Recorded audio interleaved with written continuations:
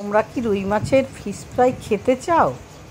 যদি খেতে চাও তাহলে দেখে নাও কিভাবে রুই মাছের ফিশ ফ্রাই আমি করছি।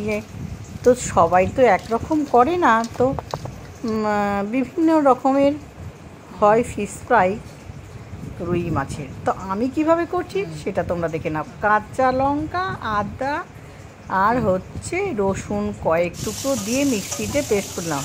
আর দেখো, ব্রেড ক্রাম করার জন্য বাড়িতে দেখো মুড়ি আর বিস্কুট নিয়ে নিলাম।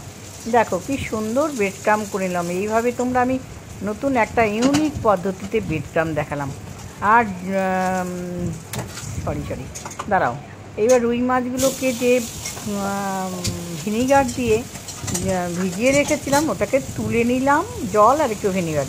এবার আদা, রসুন আর কাঁচা লঙ্কার পেস্ট দিয়ে দিলাম, কর্নফ্লাওয়ার আর ডিম দিয়ে ভালো করে লম্বা লম্বা করে কিন্তু আমি কেটে নিয়েছি রুই মাছের ফিশ ফ্রাই করার জন্য।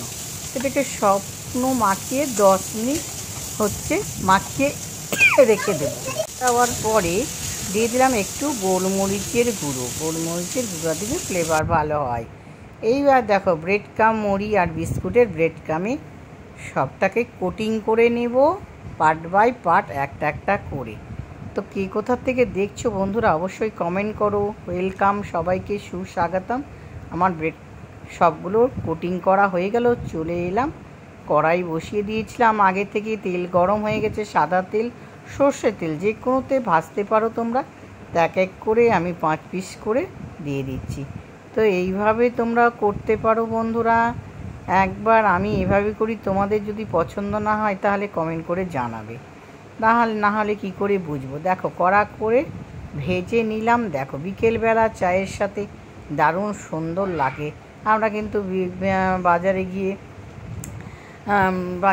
বাজারে না, রেস্টুরেন্টে গিয়ে এইটা ফিশ ফ্রাই খেয়ে থাকি। কি দাম না! তো বাড়িতে এইভাবেই করে নিলাম। আর করে নিলাম পেঁয়াজ আর কাসুন্দি দিয়ে, সস দিয়ে আর মেয়োনিজ দিয়ে। এটা খাও, দারুণ সুন্দর। হোটেলে কিন্তু এইভাবেই দেয়। 180 টাকা দাম বন্ধুরা। বাড়িতে কিন্তু 180 টাকার দাম পড়ে না। চলো, মার জন্য বিশেষত এটা বানিয়েছি, আমরা খেয়ে এসেছিলাম। মা বললো একদম আমাকে তুই বাড়িতেই তৈরি কর। চলো, tata, bye bye. Like, share.